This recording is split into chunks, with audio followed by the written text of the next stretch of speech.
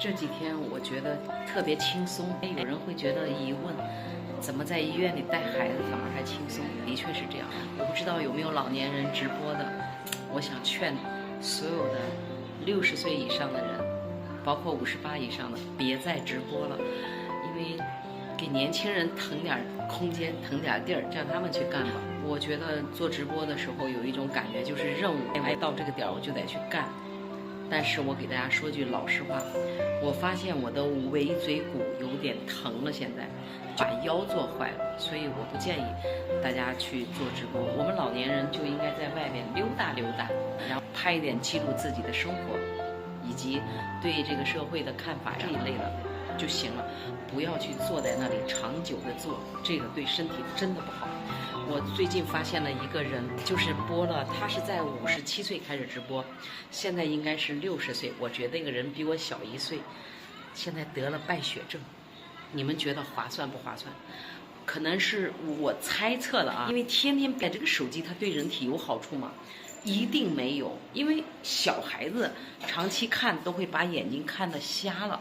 你想，你大人他不吸你身体里的一些，我说的可只是我的看法啊，但是我相信手机对人体真的不好。我一般出门都会把手机扔一边不拿。今天为了给宝宝打针，没办法，他妈说了，先看手机，现在就这样了，给他看手机了。但是要休息一会儿，不能老看，老看不对啊，老看就不对了啊。来休息，闭上眼睛，闭一会儿。那个姐姐眼睛都没有了，对，闭上眼睛，不闭以后不让看了。看啊，这是小咳嗽。其中有一个大人在陪孩子的时候，最后孩子好了，他又进来了，我也是很害怕，天天戴个口罩啊。你们家里边都有没有这样的病号呢？一定要小心啊，最近传染还是挺厉害的。把它切成小块块，直接塞到我们孩子嘴里，这把刀子真方便。